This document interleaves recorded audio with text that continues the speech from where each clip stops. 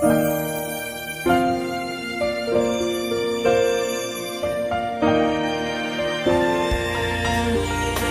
âme a soif de toi, mon cœur a faim de toi, mon ami.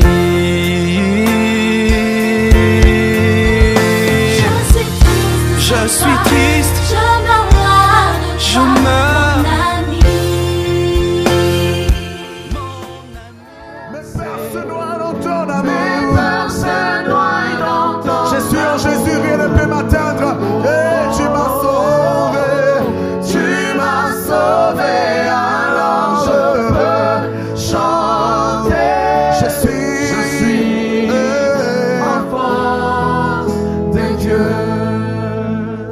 Oh oui, Seigneur, nous n'avons pas peur de la mort. Nous sommes tes enfants. Ensemble avec tous les chrétiens dans le monde qui ont commencé ce jeûne depuis aujourd'hui à 0 heure, nous nous tenons devant de toi afin d'implorer ta grâce et ta miséricorde sur toute l'humanité. Nous implorons ta grâce. Nous prions, Père éternel, mon Dieu, mon roi, que tu éloignes cette pandémie. Nous prions, Père éternel, que tu arrêtes cette crise. Nous prions, Père éternel, mon Dieu, que tu arrêtes ce cortège de la mort, car il y a déjà eu assez de morts. Et plus que nous, tu sais comment l'ennemi en profite enfin d'envoyer plusieurs dans le Sheol. Seigneur, vois la panique et la peur qui sévissent, Seigneur, sur cette humanité. Tu es notre espoir, tu es notre paix. Nous comptons sur toi. Plus que, Seigneur, en des hommes, plus que en des scientifiques, en des dirigeants, nous comptons sur toi, le Maître de l'univers. Seigneur Dieu de gloire, je te prie de guérir tous les malades dans les hôpitaux, par ta force et par ta puissance, car ce virus n'est pas tout-puissant, mais tu es le Tout-Puissant. Guéris les malades, libère les captifs, Seigneur Dieu de gloire. Je prie, Père Tout-Puissant, que tu fortifies ton Église dans la prière, afin que cette crise ne paralyse pas nos esprits et nos âmes, et qu'en dépit de tout, nous puissions nous élever à la montagne de la prière pour nous tenir au-devant de toi. Exauce nos supplications, pardonne les péchés de l'humanité, pardonne, Seigneur, nos iniquités, nos transgressions, pardonne les péchés de l'Église, les péchés de tes serviteurs, pardonne les péchés, Seigneur, des hommes que tu as créés à ton image et qui ont décidé d'adorer l'argent, d'adorer les hommes, d'adorer les biens de ce monde, Père. Nous implorons ta grâce, nous implorons ta miséricorde et nous détruisons tous les projets du diable, tous les projets des démons, toutes les œuvres maléfiques et démoniaques qui travaillent à décimer les hommes. Père, au nom de Jésus-Christ, exauce-nous. Bénis ce message que tu nous as communiqué et qu'il bénisse, Seigneur, tous les hommes et les femmes qui sont chez eux, qui ne peuvent sortir. Parle au travers de leur téléphone, de leurs tablettes, de leurs écrans. Agis, Père, oins nous. J'ai ainsi prié. Amen. Nous acclamons le Seigneur. Alléluia. Je vous salue au nom de Jésus-Christ de Nazareth. Certainement que ce live vous arrivera un peu tard car nous n'avons pas pu l'enregistrer à temps. Les choses ne se passent pas comme d'habitude et nous devons nous adapter. Mais vraiment, nous bénissons Dieu pour l'équipe qui est autour de nous, qui en dépit de tout est là pour servir Jésus-Christ et pour nous servir. Dans cette série des enseignements que j'ai débuté depuis le mercredi, vendredi et le dimanche, aujourd'hui j'ai un message pour les serviteurs de Dieu. Ainsi, le thème de mon message, c'est « Comment servir le Christ dans la crise ?» Comment servir le Christ dans la crise? Qui est serviteur de Dieu? Parce que certainement, certains, lorsqu'ils vont écouter ça, ils vont dire non, c'est sûr qu'il va parler aux pasteurs, aux prophètes, aux diacres, aux anciens. Alors, la Bible nous dit dans 1 Pierre 2, versets 9 à 10, « Vous, au contraire, vous êtes une race élue, un sacerdoce royal, une nation sainte, un peuple acquis, afin que vous annonciez les vertus de celui qui vous a appelé des ténèbres à son admirable lumière. Vous qui autrefois n'étiez pas un peuple, et qui maintenant êtes le peuple de Dieu, vous qui n'aviez pas obtenu miséricorde, et qui maintenant avez obtenu miséricorde. Tout le monde est une race élue et un sacerdoce royal en Jésus. Une fois qu'un homme a reçu Jésus-Christ dans sa vie, il devient un sacerdoce royal. Ainsi, tout chrétien est un serviteur de Dieu. Tout chrétien est un serviteur de Dieu. C'est la religion qui nous dit que d'un côté, il y a les serviteurs de Dieu et de l'autre côté, il y a les laïcs. Mais dans le Nouveau Testament, il n'y a pas des laïcs, il n'y a pas de serviteurs de Dieu. Tous en Christ, nous sommes serviteurs de Dieu. Mais certains sont appelés à plein temps ou ont les 5 ministères principaux de la parole: pasteur, docteur, prophète, apôtre, évangéliste, enseignant. Mais en dépit de cela, tout chrétien est un serviteur de Dieu. Ainsi, si tu es chantre, tu es un serviteur de Dieu. Intercesseur, tu es un serviteur de Dieu. Un gagneur d'âme, un partenaire financier, un ouvrier dans ton église, un président de département, un prédicateur, un dirigeant des cultes, et les apôtres, pasteurs, docteurs, évangélistes, prophètes, diacres, anciens, tous, nous sommes des serviteurs de Dieu. Comment je peux continuer à être chantre dans cette crise alors qu'on me dit de ne pas aller à l'église? Comment je peux être intercesseur alors qu'il n'y a plus culte dans notre église? Comment je peux être un gagneur d'âme alors qu'il n'y a plus de culte, il n'y a plus de croisade? Comment je peux être un partenaire financier alors que je ne peux plus donner mon offrande? Comment je peux être ouvrier alors que notre église ne fonctionne plus? Comment je peux être président d'un département alors qu'il n'y a plus de réunions? Comment je peux être prédicateur alors que l'assemblée à laquelle je prêche ne peut venir au culte? Comment je peux être dirigeant d'un culte alors qu'il n'y a plus de culte? Comment je peux être pasteur alors que les brebis ne viennent plus à l'église? Apôtre, docteur, évangéliste, prophète, comment je peux?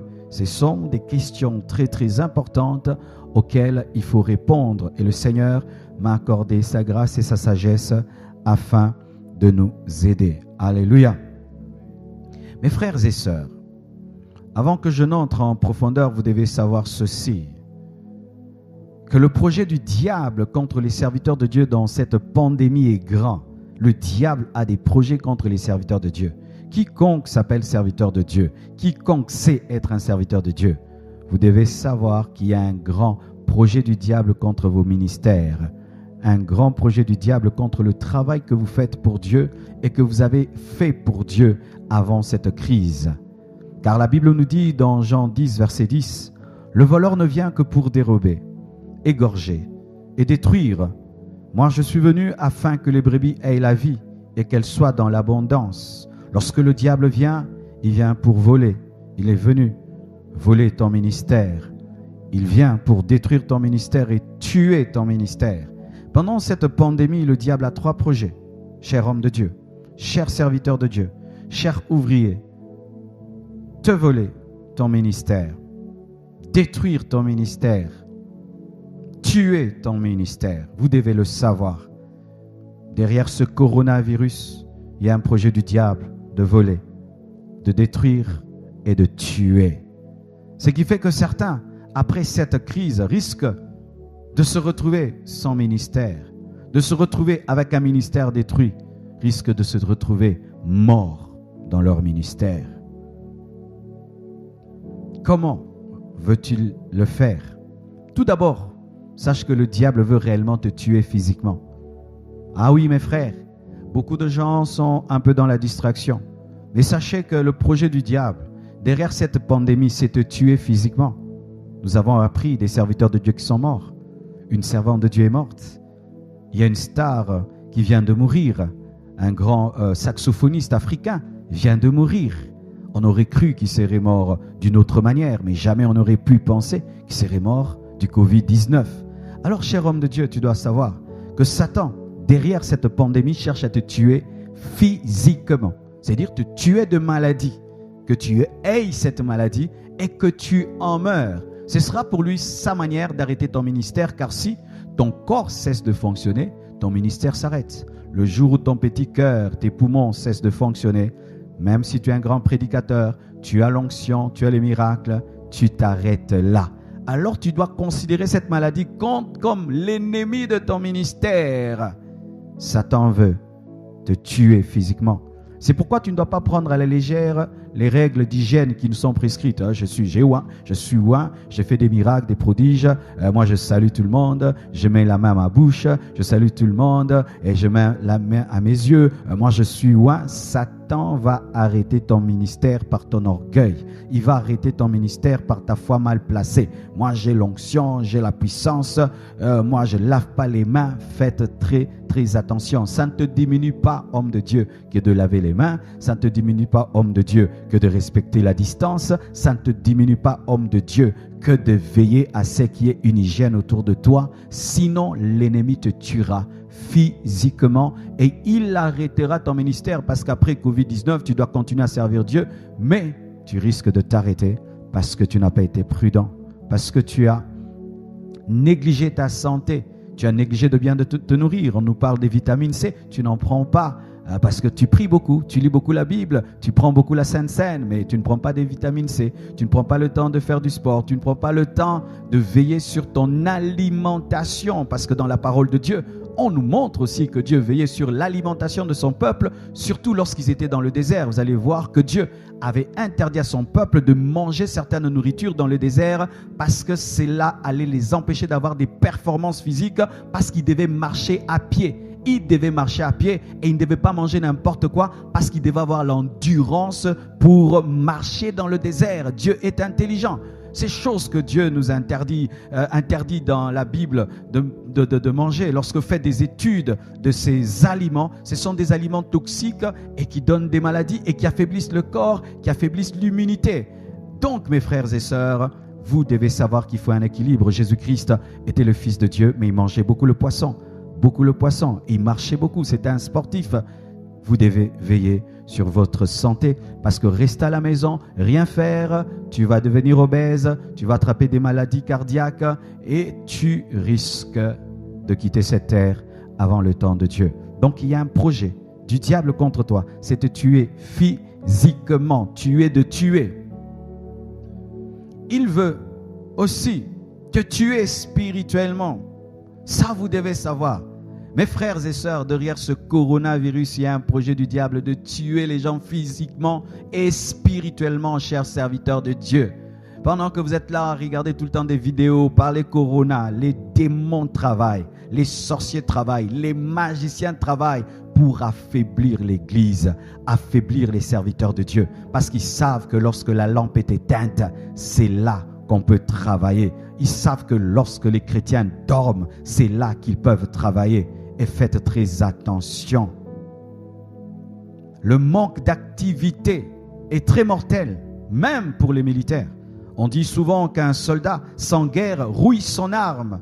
On dit qu'un sportif sans compétition perd son niveau. Tu risques de perdre ton niveau. C'est pourquoi on remarque ceci dans les casernes des militaires. Même quand il n'y a pas de guerre, ils font tout le temps des entraînements. Ils sautent, mais il n'y a pas de guerre. Pourquoi? Parce qu'un militaire doit être tout le temps performant. Et il se prépare tout le temps à la guerre, même quand il n'y a pas de guerre. Et un grand sportif, il ne fait pas des entraînements seulement lorsqu'il y a un match de football. Tout le temps.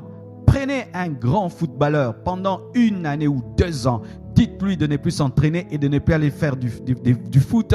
Vous allez voir, demain vous lui donnez un ballon, il n'arrive plus à faire les dribbles qu'il arrivait à faire, il n'arrive plus à courir comme avant. Et faites très attention, après cette crise, tu pourras peut-être perdre tes performances spirituelles. Tu n'arrives plus à prier comme avant, tu n'arrives plus à prêcher comme avant, tu n'arrives plus à te sanctifier comme avant, tu n'arrives plus à jeûner comme avant, tu n'arrives plus à te concentrer comme avant, tu n'arrives plus à aller à l'église comme avant, parce que tu es habitué à rester à la maison et tu deviens un chrétien derrière un écran.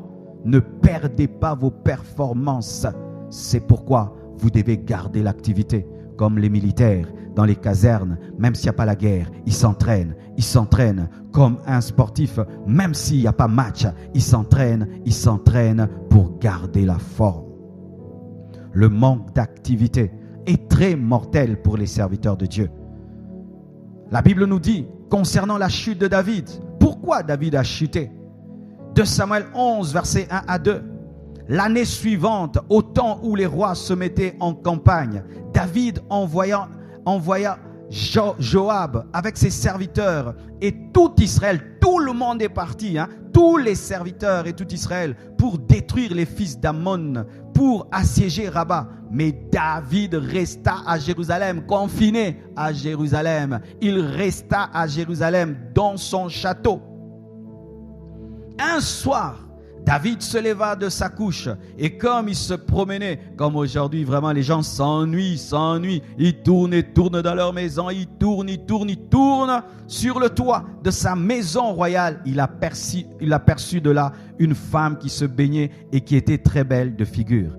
Tant que David n'était pas tombé dans l'inaction, il n'avait pas vu Bathsheba.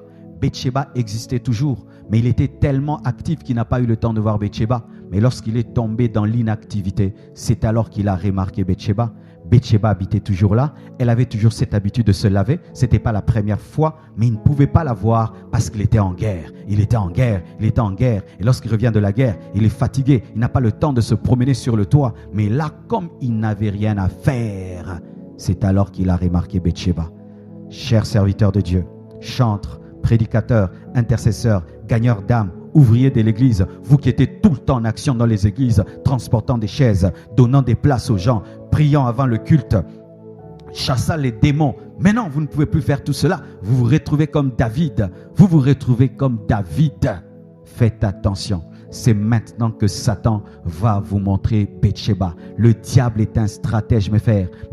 Pendant que nous parlons de Covid, tout ça, lui, il est en train de voir l'éternité. Comment je peux perdre ces gens pour l'éternité? Comment je peux les amener en enfer? Comment je peux les déconnecter de Dieu? Pendant que vous êtes là, en train de dire que le prix est monté, le prix est descendu, on a bloqué là-bas, on ne veut plus sortir. En Chine, il y a eu ceci, en France. Pendant que vous êtes là en train de vous partager les vidéos, les puissances des ténèbres sont en train de voir comment elles vont vous montrer Bathsheba. Pendant que David reste à la maison, se promène, il est en train de voir comment je vais lui montrer Bathsheba, le grand homme de Dieu qui avait l'onction de Dieu et qui pouvait vaincre Goliath et tomber devant une femme. Pourquoi? L'inactivité. C'est quand tu pouvais vaincre des grandes choses, faire des choses terribles, mais pendant ce confinement, tu tombes dans des petites choses de rien du tout.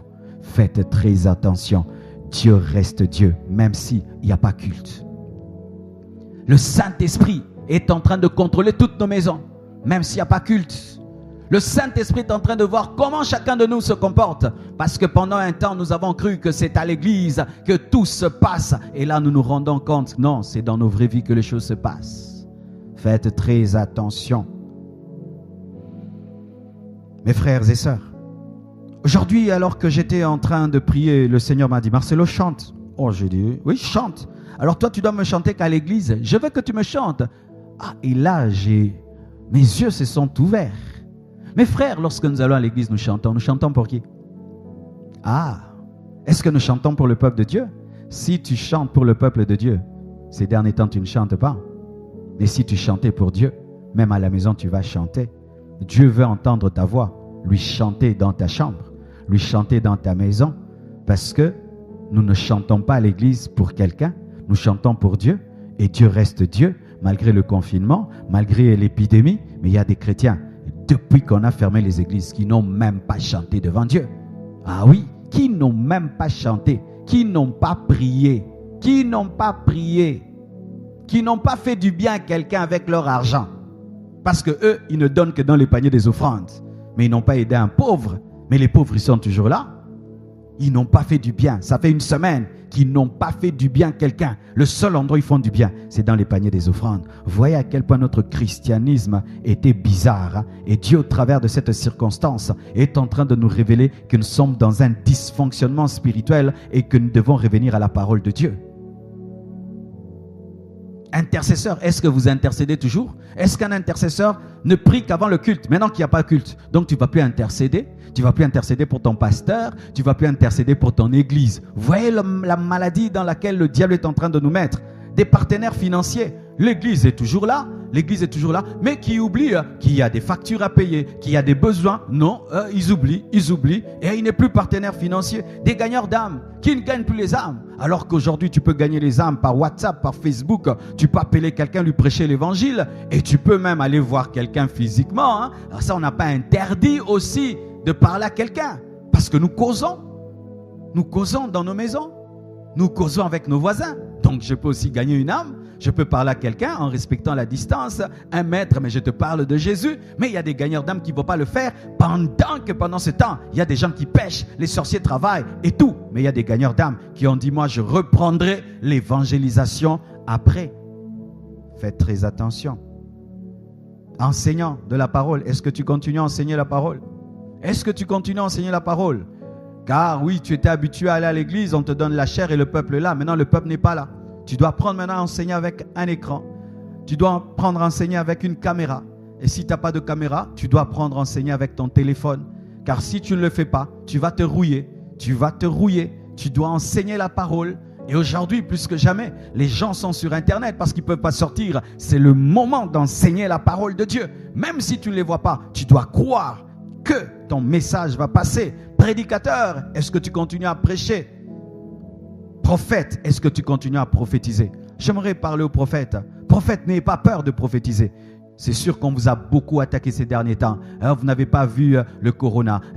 Quand est-ce que le corona va prendre fin? Les gens vous attaquent au point où les prophètes ont peur de prophétiser. Si tu es un vrai prophète de Dieu et tu entends Dieu, parle. On a besoin d'entendre les vrais prophètes. On a besoin d'entendre que personne ne vous muselle, ne vous ferme la bouche. Et ces gens même qui sont en train de vous juger, ils sont incapables même de faire le travail que vous faites même à moitié. Ne vous laissez pas impressionner par des gens qui ne comprennent pas votre travail, qui ne comprennent pas votre onction, qui ne comprennent pas votre lutte et votre combat. Prophète, prophétisez. Il y a des gens qui veulent se suicider. Vous qui avez des paroles de connaissance, opérez dans les paroles de connaissance. Il y a des gens qui veulent divorcer. Il y a des gens qui commettent des péchés. Dieu peut te révéler quelqu'un, tu l'appelles. Tu dis, Dieu me dit, arrête de faire cela. Prophète, continue à prophétiser. Il est possible de prophétiser au travers du téléphone, au travers des caméras. Il est possible de recevoir un message et d'appeler quelqu'un. Continuons à faire ce que nous avons toujours fait, même autrement, mais il faut continuer à le faire. C'est lorsque vous voyez quelqu'un, il est arrêté, il est mis dans une prison, mais continue à faire du sport. Vous allez voir, il y a des sportifs en prison. Vous imaginez, quand je suis allé en prison, tu vois des gens musclés. Pourquoi? Il veut garder la forme. Il croit qu'il sortira. Il ne veut pas sortir malade. Il veut sortir en bon état, en bonne santé. Et il ne faut pas sortir malade de cette crise. Il faut en sortir musclé, fort. On se rend compte même que tu es sorti meilleur, plus puissant, plus loin, pas malade, pas chétif. Car Dieu finira par arrêter cette pandémie. Mais qui sortira de là? Qui sortira de là? Alléluia. Nous devons continuer à servir. Et sachez ceci, mes frères. On a fermé le temple, mais on n'a pas fermé l'église. Parce que la religion a mélangé le temple avec l'église. Mais le temple n'est pas l'église. L'église, ce n'est pas le temple, mes frères et sœurs. Mais aujourd'hui, le temple, c'est l'église. On appelle le temple église. Non, le temple, ce n'est pas l'église. Le temple, c'est un temple. En Europe, il y a des temples qui ont été vendus, qui sont devenus des restaurants. Il y a des temples qui ont été vendus, qui sont devenus des hôtels. Mais l'église ne peut jamais être vendue. Jésus-Christ n'est pas mort pour le temple. Il est mort pour l'église. Ce n'est pas le temple qui sera enlevé, c'est l'église qui sera enlevée. Nous sommes dans le temple pendant 2 heures du temps, mais nous sommes chrétiens tout le temps. On a fermé le temple pour des raisons d'hygiène, sanitaire, sécuritaire. Mais l'église est ouverte. L'église est ouverte, le temple est fermé. Alors vous qui pensez que l'église est fermée, vous n'allez plus prier, vous n'allez plus adorer, vous n'allez plus chanter, vous n'allez plus aider les gens. L'église n'est pas enlevée, l'église n'est pas enlevée. Les temples sont fermés, mais l'église n'est pas enlevée. La vie chrétienne continue. Et les apôtres qui nous ont précédés, ils ont servi Dieu dans des temps comme ceci. Au temps des apôtres, c'était la persécution. Ils ne pouvaient pas se rassembler facilement. Ils devaient se rassembler que dans des églises de maison, et en cachette même, en cachette. Mais voyez les miracles qu'ils faisaient, comment ils gagnaient les âmes, comment ils se répandaient dans le monde. Mais aujourd'hui, les chrétiens modernes, s'il n'y a pas culte, il n'y a pas vie chrétienne. S'il n'y a pas temple, il n'y a pas vie chrétienne. Non, ce n'est pas la parole. Tous les véritables chrétiens en ces temps-ci, ils vivent normalement. Ils ne sont pas touchés par quoi que ce soit. Parce qu'ils ont eu une vie chrétienne, fixée sur Christ, pas fixée sur le temple. Mais vous, les religieux, les fanatiques des pasteurs, les fanatiques des églises, vous êtes en train de mourir, vous êtes en train de déprimer comme pas possible. Tu n'as pas vu ton pasteur, ça fait 1 mois. Tu n'as pas vu ton église, ça fait ceci. Là, tu vas mourir. Mais les adorateurs de Christ, ils ont Jésus dans leur maison. Les adorateurs de Dieu, ils ont Dieu dans leur maison. On n'a pas fermé l'église. On a fermé le temple pour des raisons sécuritaires. Alléluia. Et sachez ceci, mes frères et sœurs. Vous devez être chrétiens partout maintenant. Comment aujourd'hui je peux être chrétien alors que je ne vais pas à l'église? Lorsque tout le monde se chamaille pour acheter et vous êtes à 2, vous vous chamaillez pour avoir le même poulet. Tu laisses à l'autre le poulet, c'est être chrétien. C'est être chrétien. Tu as beaucoup, l'autre n'a pas. Tu l'aides, c'est être chrétien. En ces temps-ci, il faut vivre la vie chrétienne. Les gens sont tellement stressés. Quelqu'un, parce qu'il est stressé de rester à la maison, il te parle mal. Tu comprends que c'est le confinement. Toi, tu ne réponds pas. C'est être chrétien. Oui, ta femme te dit des choses. Tu sens que ce n'est pas elle. C'est parce qu'elle est restée trop longtemps à la maison. Tu restes calme. C'est être chrétien. Ton mari, il craque, il ne sort pas. Il commence maintenant tout le temps à être sur toi. Il te parle mal. Tu comprends? Ça, c'est le confinement. Tu fermes la bouche. C'est être chrétien. C'est être chrétien. Pendant que les voisins insultent tout le temps leurs enfants, on entend chez toi, c'est le rire, une famille merveilleuse. C'est être chrétien. Les gens viennent chez vous, ils se rendent compte que le confinement ne vous fait rien. Vous êtes dans la paix, vous êtes dans la joie, vous êtes une bonne famille. C'est être chrétien. Tout le monde a peur, toi tu n'as pas peur. Tout le monde déprime, toi tu ne déprimes pas. Tout le monde a peur de la mort, toi tu te dis que je vive, que je meure, c'est pareil. Jésus va me prendre. C'est être chrétien. C'est être chrétien. Lorsque les apôtres étaient en prison, ils ont révélé qu'ils étaient chrétiens pendant que les prisonniers pleuraient et ils chantaient. Ils chantaient, ils ont démontré qu'ils étaient chrétiens dans la prison. Si nous nous comportons comme les païens, nous ne sommes pas chrétiens, c'est le moment d'être différent. Pendant qu'eux sont prêts même à se tuer, rien que pour un poulet, à se tuer, pour s'arracher du riz. Toi, tu es calme. Être chrétien, c'est aussi penser à l'autre. Quand tu sais que tu as l'atout, mais tu te protèges. Quand tu sais que tu as l'atout, tu restes chez toi à la maison, c'est aussi être chrétien. L'amour, tu ne veux pas contaminer l'autre. Tu respectes cela. Parce que nous voyons des gens qui se comportent comme des sorciers. Ils savent qu'ils toussent, ils savent, mais ils saluent les gens. Non, ça c'est avoir un mauvais cœur. Tu peux être chrétien dans cette période-ci, en vivant dans la foi, dans la paix et dans le partage, dans l'unité. C'est pourquoi, mes frères et sœurs, vous devez savoir, chers serviteurs de Dieu, nous ne devons pas nous laisser aller, mais nous devons prier, nous sanctifier. Nous devons continuer à prier et à nous sanctifier. Et je bénis Dieu pour cette synergie des hommes de Dieu de par le monde entier, où nous avons décidé de jeûner aujourd'hui, demain après-demain, et de prier ensemble, au lieu tout le temps de partager des vidéos, des nouvelles, de jeûner et de prier ensemble. Et écoutez ceci. Le confinement amène certains péchés. Et les jeunes de partout sont en train de crier à l'aide. Des jeunes chrétiens qui avaient commencé à vivre dans la sanctification. Mais pendant ce confinement, ils ont vu la réapparition de leurs anciens péchés. La masturbation et la pornographie. Le fait de rester tout le temps à la maison. De rester tout le temps à la maison a commencé à faire ressurgir dans les jeunes le péché de la masturbation et le péché de la pornographie. Étant donné que maintenant on ne sort pas, qu'est-ce qu'on a tout le temps? Le téléphone, tout le temps, l'ordinateur, tout le temps.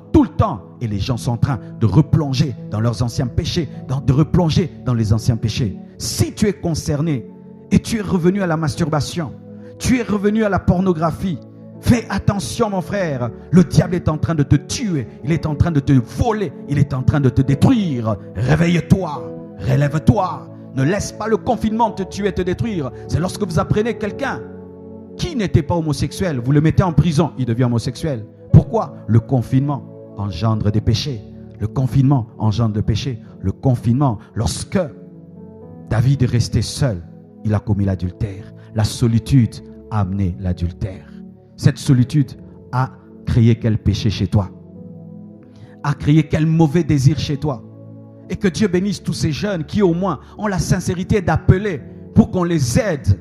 Mais il y a d'autres qui n'appellent pas. Mais sachez que Dieu voit dans le secret de vos vies quelles sont ces mauvaises herbes qui sont en train de repousser? Parce que lorsque nous avions le temps d'aller à l'église, quand l'herbe veut pousser, le pasteur prêchait, il coupe mercredi, il coupe vendredi, dimanche. Mais là, il n'y a plus culte. Alors les herbes et les herbes. Et tu dois alors te poser la question, ta sanctification, elle était provoquée par quoi? Par la prédication du pasteur, par la communion fraternelle, mais pas par la présence de Jésus-Christ. Tu dois revoir ta vie chrétienne et ta marche.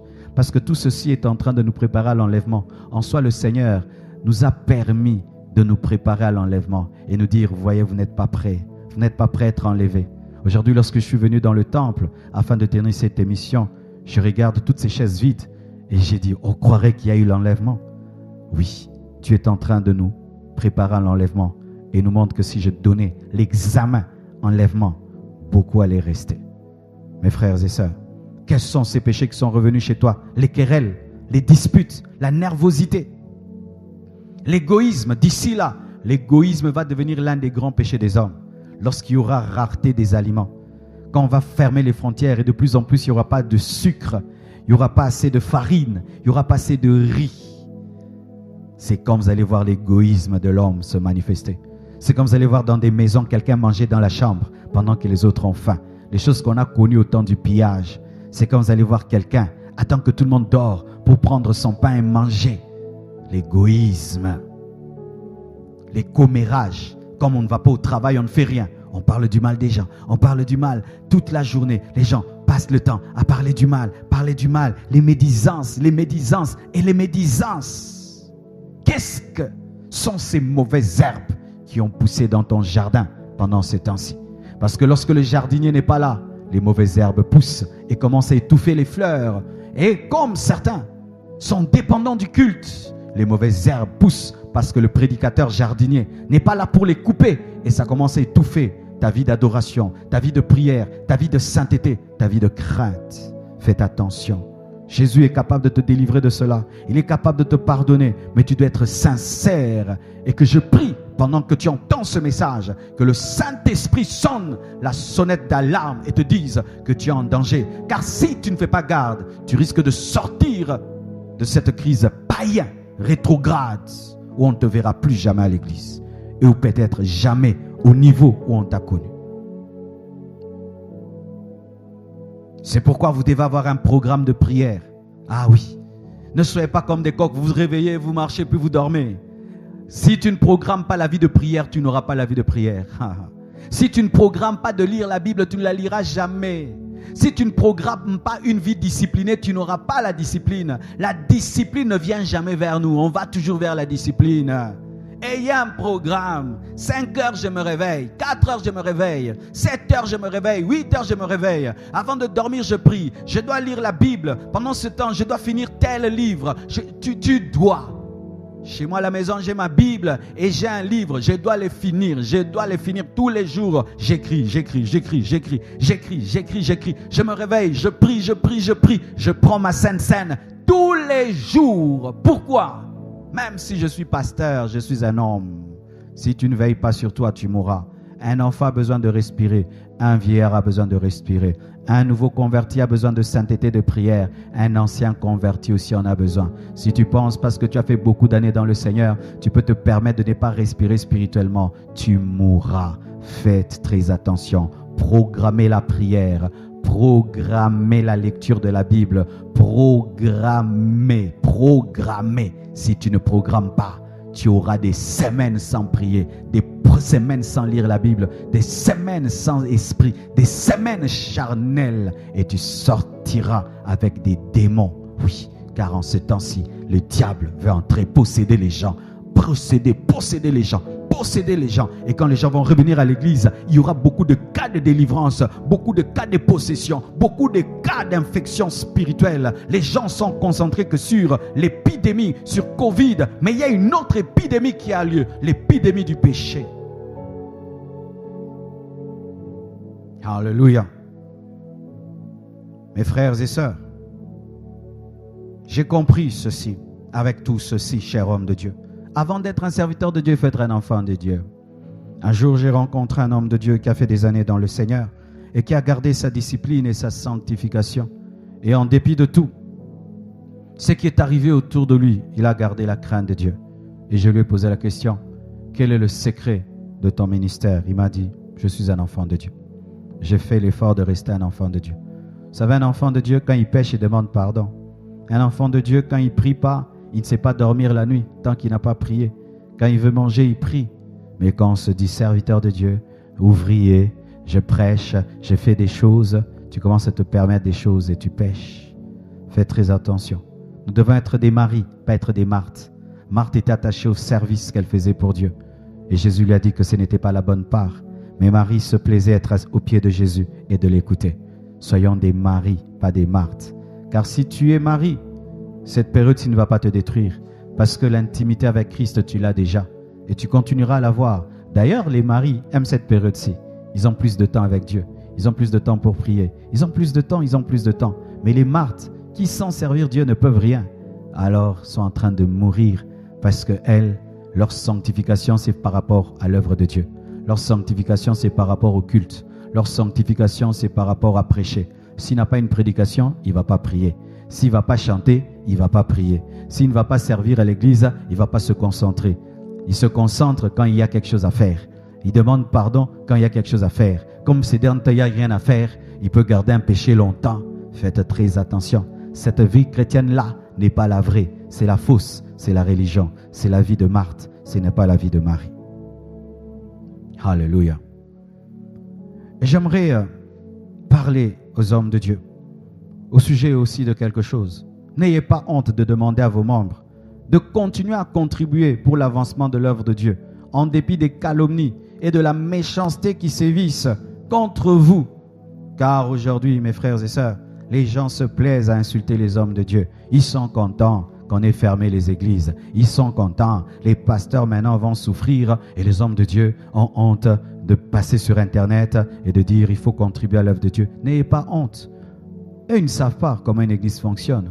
Vous savez, au Congo, les gens ont une fausse vision de l'église. Comme si l'église est tam-tam, on chante, on part. Mais on paye de l'eau, on paye des factures. Dans cette église, nous avons au moins 80 personnes que nous devons payer à la fin du mois. Tous les maçons, tous les ferrailleurs, l'ingénieur. Il faut les payer à la fin du mois. Toutes les extensions pour lesquelles nous payons le loyer. Tous les missionnaires qu'on a envoyés, que nous soutenons à la fin du mois. Mais comment un homme de Dieu, comment j'aurais honte de demander si quelqu'un va m'insulter? Insulte-moi, tu ne sais pas de quoi tu parles, tu ne connais pas mon travail, parle comme tu veux, mais cela n'empêchera pas à des vrais enfants de Dieu qui connaissent les vrais besoins de leur église, qui doivent continuer à fonctionner, qui doivent continuer à travailler. Là, c'est l'électricité, hein. Ce n'est pas que c'est gratuit parce que c'est le confinement, c'est le groupe électrogène. Lorsqu'on est allé acheter le carburant, on l'a dû l'acheter. Alors, il y a des gens, ils aiment les vidéos, mais c'est un groupe électrogène qui est en train de fonctionner là. N'ayez pas honte, cher homme de Dieu. Si ta conscience ne te reproche de rien et tu sais que l'église doit continuer à fonctionner, certaines églises, vous n'avez pas encore acheté des parcelles, vous devez payer le loyer, le bailleur ne va pas comprendre, surtout ces derniers temps. Le bailleur a besoin de son argent, hein, parce qu'on ne travaille pas comme d'habitude. Donc les bailleurs seront très durs parce que c'est leur source d'entrée. Maintenant, une église qui a un loyer à payer, comment elle va payer le loyer si les fidèles ne cessent de contribuer? Et il y a des fidèles parce qu'il y a eu confinement. Vous avez oublié que vous avez une église parce qu'il y a confinement. Mais vous allez sortir du confinement, votre église sera chassée. Vous allez sortir du confinement, votre église est chassée parce que vous, comme c'est le confinement, et l'argent aussi est confiné. N'ayez pas honte, homme de Dieu, d'en parler. Qu'on vous insulte comme on veut. Mais vous savez que vous servez Dieu.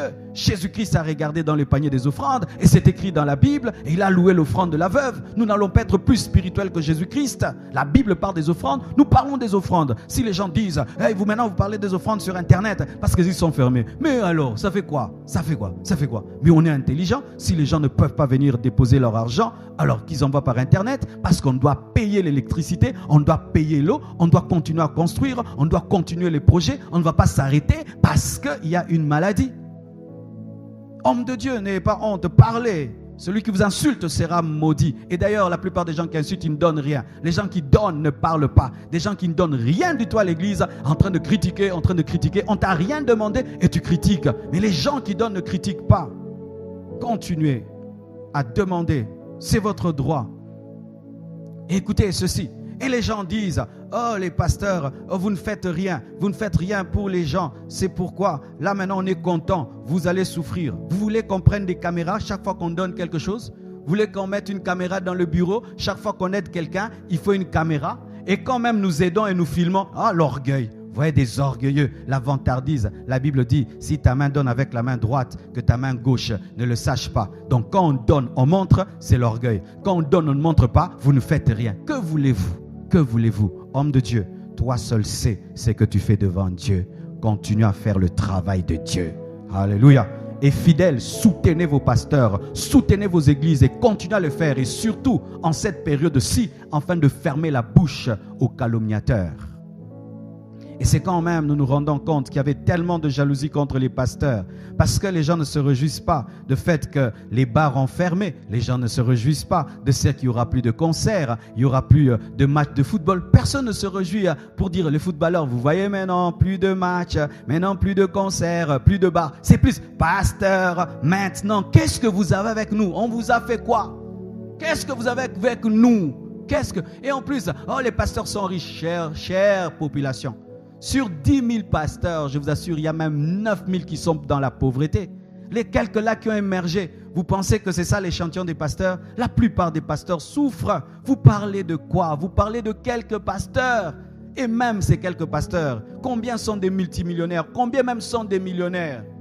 Avoir une voiture, s'habiller bien, c'est ça être riche? Vous êtes jaloux de si peu de choses, d'une voiture, de bien s'habiller? C'est ça être riche? Cette crise a révélé la méchanceté des hommes, l'égoïsme des hommes. Et pourquoi vous en prenez tellement à l'église? Pourquoi vous en prenez tellement à l'église? Et vous réjouissez comme ça? Si vous pouvez savoir ce que les hommes de Dieu font, pour les orphelins, pour les veuves, si vous pouvez savoir ce que les églises font, pour que les couples soient stables, pour que les familles soient stables, si vous pouviez savoir ce que les hommes de Dieu font, pour que les gens ne se suicident pas, si vous pouviez savoir en cette période-ci combien de couples sont en train d'être détruits, combien de gens sont en train d'être détruits parce qu'il n'y a pas culte, si vous pouvez savoir combien de parents dans leur maison respectent aujourd'hui les pasteurs, si parce que maintenant leurs enfants, ils sont chez eux. Alors ne parlez pas des choses que vous ne maîtrisez pas. Et pas à cause de quelques pasteurs, vous allez mettre la honte sur tout le monde. Dans tous les domaines, il y a des vrais et des faux.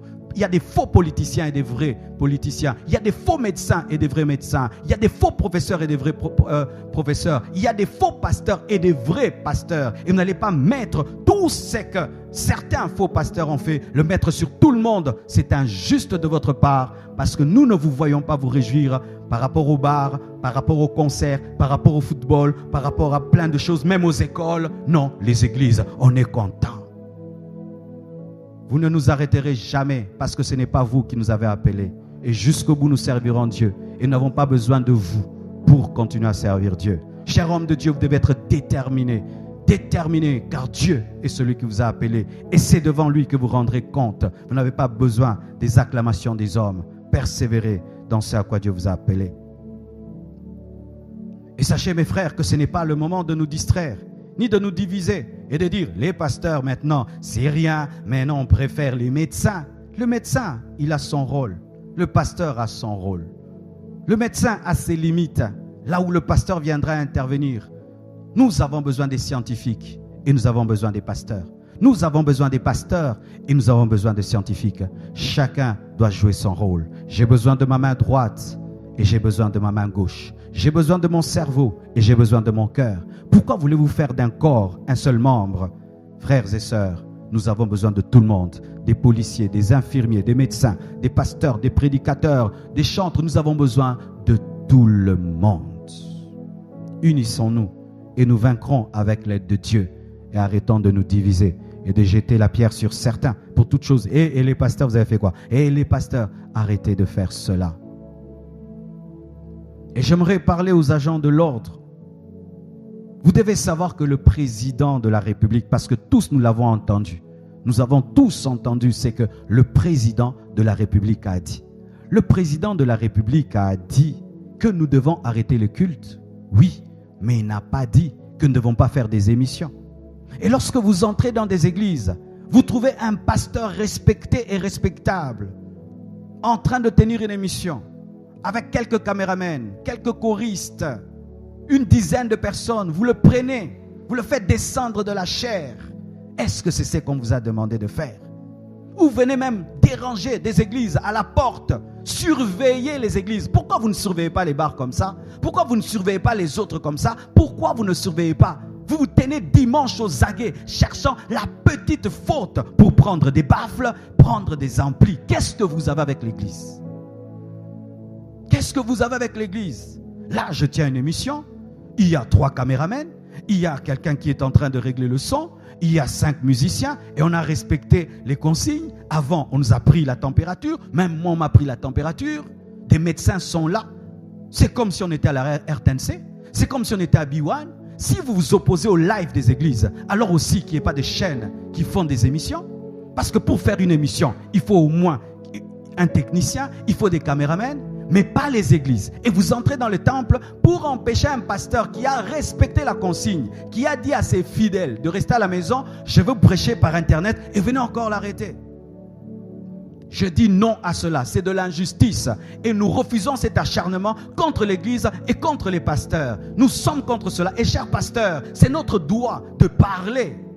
Le président n'a pas dit ça. Ça, c'est un excès de zèle de votre part. Et si vous ne savez pas, là, vous allez blesser des personnes qui sont importantes dans cette nation, qui devaient intercéder pour le pays et qui vont murmurer contre le pays. Et je vous assure, ce ne serait pas bon pour personne. Arrêtez cela. Laissez-nous travailler et soyez juste avec tout le monde. Il y a 20 personnes dans un bus, ce n'est pas un problème. Mais quand il y a une émission live avec 20 techniciens, 20 choristes, là, ce n'est pas un problème. Devant vos propres yeux, les gens ne respectent pas les consignes de sécurité. Vous, les agents de l'ordre, vous ne dites rien. Mais vous venez vous placer devant des églises un dimanche et arrêtez quelqu'un qui a réuni 10 techniciens pour faire une émission. Non, ça c'est de l'injustice. Cher homme de Dieu, quand vous êtes dans vos droits, parlez. La Bible n'interdit pas cela. Car si nous continuons à nous taire, nous allons devenir maintenant les pitching balls de la société. Quand chaque fois quelque chose va mal, on vous donne un coup. Quand quelque chose, c'est toujours vous, parce qu'on est habitué à toujours accepter des choses qui sont inacceptables. Et pour ceux qui ne comprennent pas que c'est quoi un culte live, quand les églises annoncent un culte live, c'est quoi? Parce que d'autres ne comprennent pas. Ils pensent que si les micros fonctionnent ou les bas fonctionnent dans une église, vous avez désobéi. Mais non. Mais dans les maisons, les gens mettent aussi même la musique. C'est pas qu'à l'église, les baffles ne doivent pas fonctionner. Le président n'a pas dit qu'à l'église, les baffles ne doivent pas fonctionner. Mais la sonorisation aussi, si elle ne fonctionne pas, elle va tomber en panne. Il faut chauffer. Et quand on fait un live, même s'il y a le son, on a dit à nos fidèles de ne pas venir et d'attendre à la maison le live. Et pendant le live, il faut un baffle retour pour que je m'entende. Il faut qu'on allume les lampes. Il faut qu'il y ait quand même de la vie dans l'église pour que le live ait lieu. Un culte live, c'est une émission. Comme une émission tournée dans une chaîne de télévision. Mais avec quelques choristes, 3 ou 4 caméramans, un technicien, c'est tout. Et ça, ce n'est pas contre la loi. Sinon, RFI n'allait pas faire des émissions, TF1 n'allait pas faire des émissions, BBC n'allait pas faire des émissions, CNN n'allait pas faire des émissions. Et nous ne voulons pas une loi qui est sur mesure sur l'église. Si c'est tout le monde maintenant, alors même pas 5 personnes au même endroit, que ce soit pour tout le monde, pas seulement pour l'église. Alléluia. Et quel est donc... Je ferme cette parenthèse afin de parler d'autre chose. Quel est donc le projet de Dieu? Le projet de Dieu dans cette crise? Car sachez mes frères, Dieu a toujours un projet. Dieu est le stratège des stratèges. Alléluia. Et la lumière brille au milieu des ténèbres. Alléluia. Dieu m'a donné ce passage dans Osée 2, verset 14. Dans d'autres versions, c'est Osée 2, verset 16. La Bible dit... C'est pourquoi voici, je veux l'attirer et la conduire au désert et je parlerai à son cœur. Je veux l'attirer et la conduire au désert et je parlerai à son cœur. Dieu conduit son peuple dans le désert pour parler à son cœur, parce que des fois, lorsqu'il y a trop de bruit dans la cité, trop de bruit dans la ville, le désert permet à ce que le peuple écoute Dieu. Dieu au travers de cette crise, nous amener dans un désert. Et quand nous voyons les temples, c'est le désert. Même financièrement, socialement, il y a la crise. Il y a une grande entreprise, Air France, qui a des problèmes comme pas possible. Qui aurait cru? Des grandes entreprises comme Apple ont des problèmes. General Motors, tous ont des problèmes. La crise. Pourquoi? Quel est le projet de Dieu? Derrière tout ceci, qu'est-ce que Dieu veut nous faire? Dieu veut nous parler. Et quiconque écoute Dieu l'entend beaucoup ces derniers temps. Ah, Dieu parle beaucoup ces derniers temps. Quiconque est sensible, il écoute Dieu. Dieu nous a conduits dans une retraite face à face. Face à face dans les déserts. Afin d'engendrer des Maries et pas des Marthes. Dieu est en train d'éprouver notre christianisme, notre foi, notre amour, notre consécration, afin que nous ayons une consécration par rapport à lui-même, pas par rapport au temple. Dieu est en train de nous faire passer au travers du feu, afin de nous rendre meilleurs. Dieu est en train de nous faire grandir. Il est en train de réformer notre manière de le servir. Il est en train de nous rendre plus sages. Il est en train de nous amener à revoir notre marche. Et sachez, il est en train de nous préparer au pire qui vient avant l'enlèvement. Mes frères, avant l'enlèvement, ce sera pire que ça. Pour ceux qui connaissent l'eschatologie, on appelle ça le mystère de l'iniquité. Le mystère de l'iniquité agit déjà afin de préparer la venue de la bête. Et avant que l'Église ne soit enlevée, nous allons connaître une grande persécution de l'Église sur cette terre. Lorsque nous lisons la Bible, le tableau de temps de la fin n'est pas un tableau rose. Même si nous sommes positivistes, c'est un tableau noir et gris. Avant le retour de Jésus, les chrétiens seront secoués. Parce que l'Église, avant d'être enlevée, doit être purifiée. Elle sera purifiée par la persécution. Elle sera purifiée par la persécution. Et ça, c'est qui arrive. Là, ce n'est pas une persécution directe. C'est une maladie. Et on doit fermer les cultes, les temples et rester à la maison. Il n'y a pas de persécution. Mais il y a quelque chose d'autre qui viendra dans les temps qui viennent. Dans les temps qui viennent, être chrétien sera dangereux. Dans les temps qui viennent, être prédicateur de l'évangile sera dangereux. Nous revivrons les temps des apôtres. Oui, mes frères, qui auraient cru un jour que dans le monde entier, nous pouvions vivre la même situation? Qui aurait cru qu'un jour dans le monde entier, chacun doit rester chez lui? Qui aurait cru? Jésus revient bientôt. Cette situation est en train de nous révéler une chose, que ce monde est passager, que ce monde va vers sa fin, que ce monde tire à sa fin. Vous devez le savoir. Vous qui êtes accrochés à cette terre, faites très attention. Vous accrochez à un bateau qui coule. Élevez vos regards, regardez vers le ciel. Christ est en train de venir. Et tout ceci, c'est le cortège qui nous dit, il est en route. Il est en route. J'ai regardé une émission sur Las Vegas. Las Vegas, c'est une ville qui ne dort pas. Là-bas, il n'y a pas de nuit. Là-bas, il n'y a pas de jour. C'est une ville de prostitution, d'impudicité. Les gens ne font que jouer aux cartes. Tout le temps, jouent pour l'argent, l'argent, l'argent, l'argent. Mais aujourd'hui même, Las Vegas a fermé. Qui aurait cru? Qui aurait cru? Mais ça, c'est rien. Il y aura plus que ça. Imaginez un jour, vous apprenez que le 1/3 de la population a disparu. Que vous apprenez que les avions sont tombés partout dans le monde parce que des chrétiens ont été enlevés. Des accidents partout dans le monde parce que des chauffeurs ont disparu. Vous imaginez ça? Ça, c'est pire même que Covid. Où un père de famille a disparu dans la nuit. Une mère de famille est partie. Les enfants sont restés seuls. Ou les deux parents sont partis. Les enfants sont restés seuls. Ou tous les enfants sont partis. Le père est resté seul. Des églises dans lesquelles le pasteur est parti. La moitié de l'église est partie. Ou en plein culte, des gens disparaissent. Vous imaginez ce qui va arriver? C'est là. Nous allons vers là. Nous sommes en train de pleurer des morts qui sont en train de partir par la maladie. Mais il y a un événement qui vient. Les gens quitteront cette terre, mes frères, quitteront cette terre en un clin d'œil. Et imaginez la panique des hommes qui vont rester. Les scientifiques, comme vous aimez toujours expliquer, vous allez expliquer des choses. Mais il y a des gens qui sauront qu'ils ont raté l'enlèvement parce qu'ils connaissent cette parole. Il y a des gens qui sauront qu'ils ne sont pas partis parce qu'ils connaissent l'évangile. Et quelle angoisse remplira leur cœur de savoir qu'ils sont restés dans la tribulation.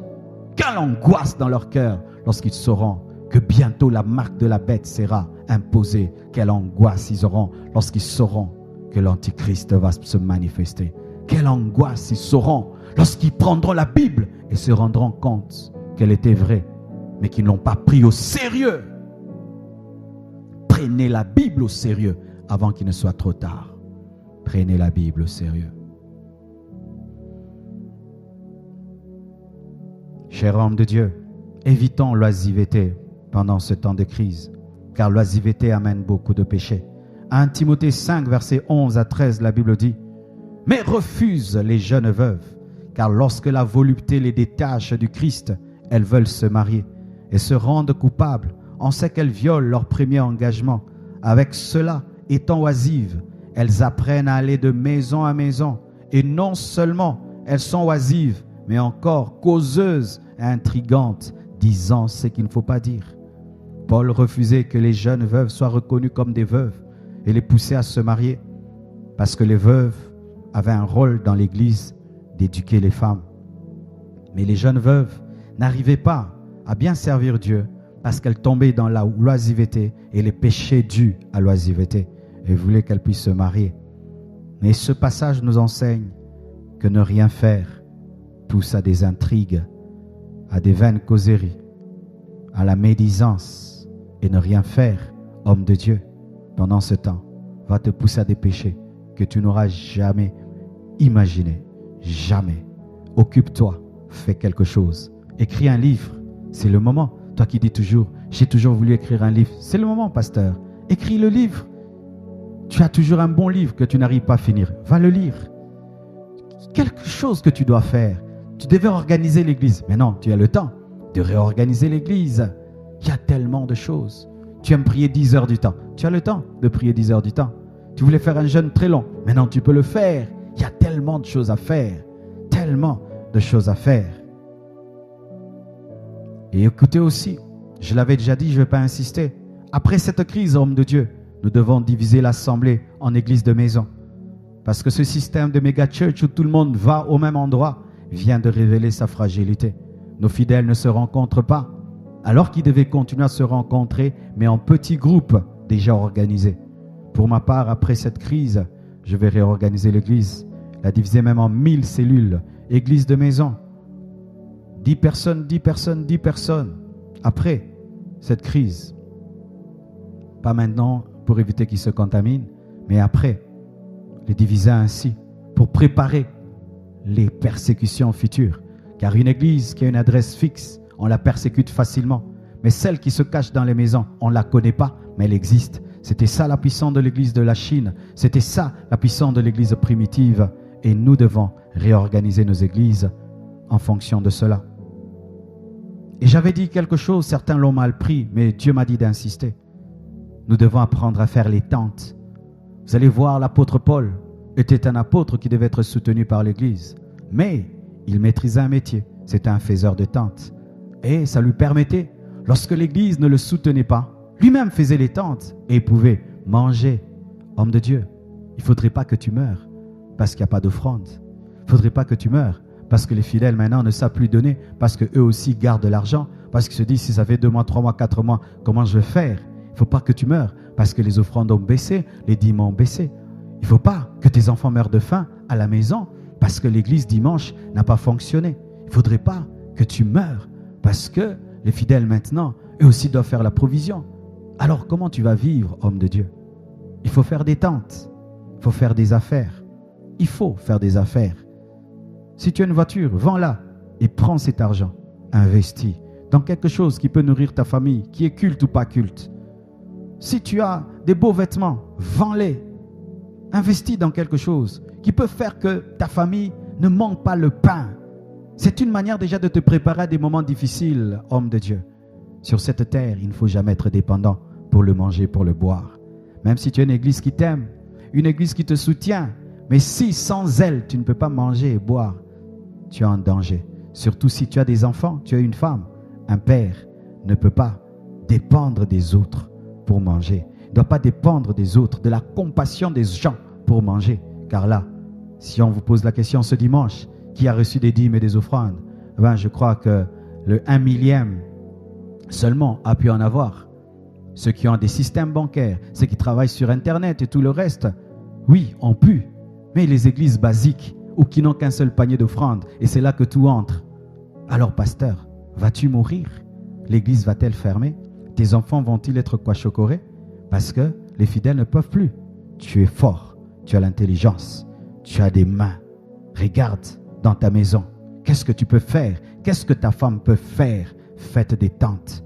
Paul faisait des tentes. Ça l'aidait. Lorsque l'église avait la libéralité, il ne faisait pas des tentes et ainsi travaillait avec la libéralité. Mais lorsque l'église se plaignait sur ce qu'elle donnait, comme à l'église de Corinthe, Paul faisait des tentes et ça lui permettait de vivre. C'est de la sagesse. Ce n'est pas de la moquerie. Loin de là, mes frères et sœurs, mais il faut y penser. Terminons. Le Seigneur m'a dit aussi que l'Église doit faire une collecte des saints. 1 Corinthiens 16, versets 1 jusqu'à 4, la Bible dit: pour ce qui concerne la collecte en faveur des saints, agissez, vous aussi, comme je l'ai ordonné aux églises de la Galatie, que chacun de vous, le premier jour de la semaine, mette à part chez lui ce qu'il pourra, selon sa prospérité, afin qu'on n'attende pas mon arrivée pour recueillir les dons. Et quand je serai venu, j'enverrai avec des lettres pour porter vos libéralités à Jérusalem les personnes que vous aurez approuvées. Si la chose mérite que j'y aille moi-même, elles feront le voyage avec moi. Paul avait organisé une collecte des saints en faveur de l'église de Jérusalem lors de la famine. Une famine avait sévi dans le monde et l'église de Jérusalem était tombée dans la pauvreté. La grande, la puissante église de Jérusalem qui a connu la Pentecôte avait connu des temps de famine. Et les églises des nations de Corinthe envoyaient l'argent de la Galatie, envoyaient pour soutenir leurs frères qui avaient faim. Mes frères et sœurs, j'aimerais nous parler. Surtout pour nous au Congo. En Europe, il y a tellement de choses qui font.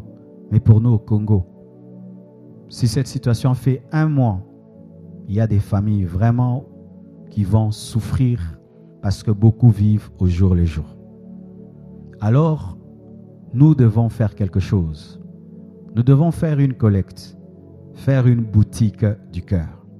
Le Seigneur nous a fait grâce, nous avons acheté une 2e parcelle en face de l'église. Nous allons transformer une pièce en boutique, une boutique gratuite. Nous allons y mettre des choses qui ne sont pas périssables et des choses basiques, comme du sucre et du riz. Parce que déjà avec du sucre et du riz, quelqu'un peut manger. Et nous avons besoin que des frères et sœurs qui nous suivent de par le monde et ici à Kinshasa, les frères et sœurs de la Compassion et des autres églises, que nous puissions apporter des dons. Soit tu amènes un sac de riz, soit tu amènes un sachet de sucre, ou tu amènes de l'argent. Nous allons mettre ça dans un dépôt et n'allons aider que les personnes qui en ont besoin. Et principalement les mamans. Parce que la maman, quand elle est là, nous sommes sûrs que les enfants vont manger. Nous allons le faire pour aider les gens quand ça va devenir difficile, au cas où la situation perdure. Il y a déjà hausse des prix. Le fait seulement qu'on ait parlé que ceux qui sont à Kinshasa ne vont pas aller dans les provinces. Du coup, les choses commencent à grimper. Tout commence à grimper. Il y a des gens déjà qui souffraient déjà. Et là maintenant, la souffrance va monter. Le pain va devenir une richesse. Et la Bible dit, chacun selon sa prospérité. Certains, pendant cette période, sont en train de jeter la nourriture, pendant que d'autres en manquent. C'est maintenant le moment d'être chrétien. Alors, à partir d'aujourd'hui, vous qui allez suivre cette vidéo, tous les frères et sœurs de l'Église Compassion et du monde qui nous soutenaient toujours pour la construction de l'orphelinat, là, nous voulons faire une boutique du cœur dans notre nouvelle parcelle. Nous allons acheter des choses qui ne sont pas périssables et nous allons nous organiser. Et pour cela, nous avons besoin que les agents de l'ordre nous aident. Parce qu'il peut se faire que les gens viendront nombreux pour apporter. Il ne faudrait pas qu'on les tape, qu'on les chasse, alors qu'ils viennent aider. Vous allez nous aider seulement à organiser cela. Que les gens puissent apporter leur contribution. Et lorsque ce sera la distribution, nous allons placer des personnes honnêtes, remplies d'amour, loin de toute cupidité, et qui vont distribuer vraiment aux personnes qui sont dans le besoin. Et pour nos frères et sœurs de l'Église Compassion, ce sera aussi pour nous le moyen de dire à nos frères que nous les aimons. Parce que pendant que toi tu es chez toi et tu manges, il ne faudrait pas qu'un frère de la compassion meure de faim, qu'une sœur de la compassion meure de faim. Au moins que tu sois sûr qu'elle a pris son riz, elle a pu quand même manger, qu'elle a pu manger. L'Église primitive l'a fait. Les apôtres n'ont pas fait que des miracles et des prodiges. Le grand apôtre Paul a organisé une collecte. Il dit que lui-même était prêt même à se déplacer pour cette collecte-là. Le grand apôtre Paul, qui gérait des églises, avait le temps de faire des collectes. Et aujourd'hui, lorsque mon épouse a envoyé le travailleur au marché, les prix qu'elle a entendus, elle a dit, c'est quoi ça? Alors j'ai dit, si, déjà nous, on pose la question, c'est quoi ça? Mais les autres maintenant, comment ils vont faire? C'est le moment, mes frères, d'être chrétiens en amour. Aussi, même si nous n'avons pas encore, toutes les églises n'ont pas encore des hôpitaux, nous pouvons aider les médecins et les infirmiers en leur achetant des gants, en leur achetant des cache-nez, car certains évitent d'être en contact avec les malades pour ne pas être infectés. Et si Dieu nous en donne les moyens d'acheter des respirateurs, Église, il y a beaucoup d'églises dans notre pays. Nous pouvons nous mettre ensemble pour acheter des respirateurs. Il paraît qu'il n'y en a pas assez ici. Et si seulement 100 personnes ont besoin de respirateurs, il n'y en a pas. On peut se mettre ensemble. Ces églises qui travaillent ensemble, qui s'aiment, hommes de Dieu. Nous pouvons faire des réunions, chers pasteurs, nous retrouver. Comment nous pouvons pourvoir, même à 2 respirateurs, 3 respirateurs, 4. C'est le temps aussi que nous devons donner le pain. Pas seulement la prière, pas seulement le jeûne, pas seulement la parole. Ainsi même cette idée de boutique du cœur. Je ne veux pas seulement que ce soit l'idée de l'Église Compassion, mais que chaque église organise cela. Et je ne suis pas le premier. J'ai appris qu'un homme de Dieu l'a fait aussi. Faisons des boutiques du cœur. Mettons-y des denrées et que les gens vraiment qui sont dans les besoins puissent passer et on leur donne gratuitement. Et aussi, aidons les hôpitaux. Allons vers les hôpitaux et voyons comment nous pouvons les aider selon nos moyens. Si acheter ces respirateurs-là va demander beaucoup de choses, 4 grandes églises peuvent se mettre ensemble. Nous contribuons et c'est aussi notre manière d'aider. Alléluia.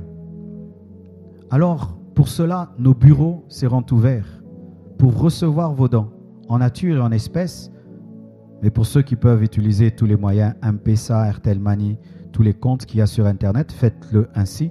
Sinon, pour ceux qui ont besoin de venir, parce que un sac de riz, un sac de sucre, de sel, tu ne vas pas l'envoyer par Airtel Money. Si tu veux l'amener, le secrétariat sera ouvert du lundi au samedi, de 9h à 16h et dimanche de 9h à 14h. Je répète, du lundi au samedi de 9h à 16h et dimanche de 9h à 14h.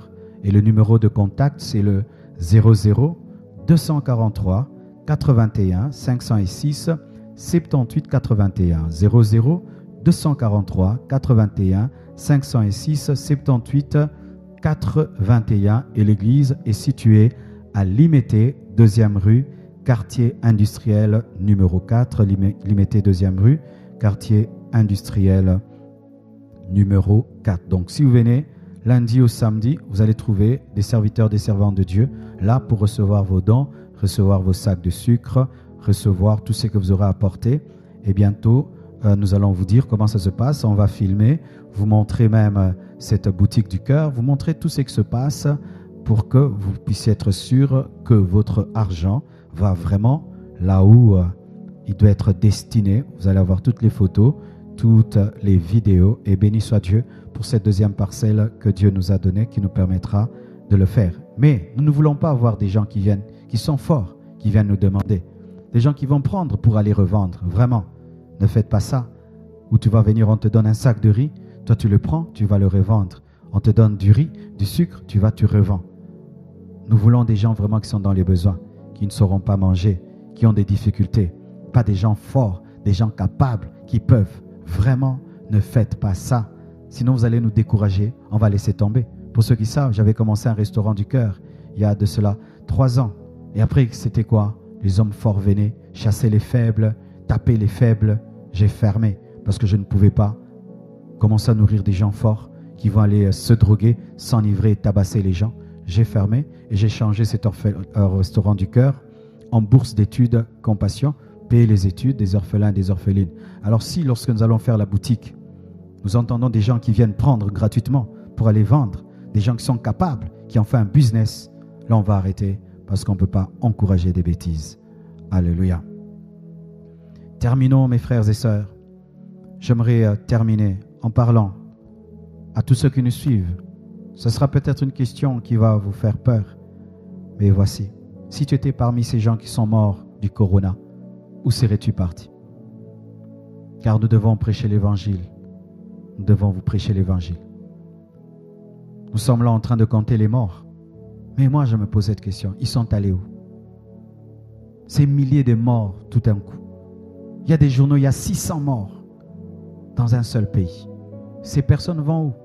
Nous savons de quoi elles sont mortes. Où sont-elles parties? Là, c'est une autre question. Où vont ces hommes? Il n'y a que 2 endroits. Pour l'instant, lorsqu'un homme meurt, s'il meurt en Christ, il va dans le paradis.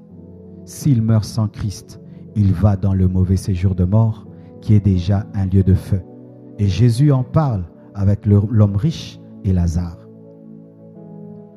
Un homme qui meurt ne va pas dans le purgatoire. Il n'y a pas un endroit neutre quand on meurt et qui attend des prières pour aller au ciel ou en enfer. Quand tu meurs, tu récoltes ce que tu as sémé. Si tu as sémé pour la chair, tu vas récolter la corruption. Et si tu as sémé pour l'esprit, tu vas récolter la vie éternelle. Si tu étais mort, comme ces autres meurent, où serais-tu parti? Tu connais la vie que tu mènes. Tu sais que tu es sans Christ. Tu sais que tu es sans Dieu. Tu sais que tu vis dans le péché. Tu vis dans le mal. Alors, tu dois être prêt. Tu dois être prêt. C'est le moment d'inviter Jésus. C'est le moment de lui donner ton cœur. C'est le moment de lui demander pardon. C'est le moment de l'inviter, vraiment. Et je t'assure, je sens son onction et sa présence en ce lieu. Il va entrer dans ton cœur, il va te sauver, il va te pardonner. Et si tu meurs, tu iras au paradis. Alors je te prie de faire cette prière du pécheur avec moi. Et si tu as la foi, un miracle de nouvelle naissance va t'arriver. Seigneur Jésus, aujourd'hui je te donne ma vie. Je te prie de devenir mon Seigneur et mon Sauveur personnel. Pardonne tous mes péchés depuis que je suis né jusqu'en ce jour. Lave-moi par ton sang. Je te demande de me libérer de toute peur, de me remplir de paix et de joie. Sauve-moi Jésus, change-moi. Je confesse de ma bouche le Seigneur Jésus-Christ et je crois dans mon cœur que Dieu l'a ressuscité d'entre les morts. Je suis pardonné, je suis sauvé. Merci Jésus. Amen. Que Dieu vous bénisse abondamment. Et le prochain live, ce sera le vendredi à 17h, à 18h, tout dépend. Merci.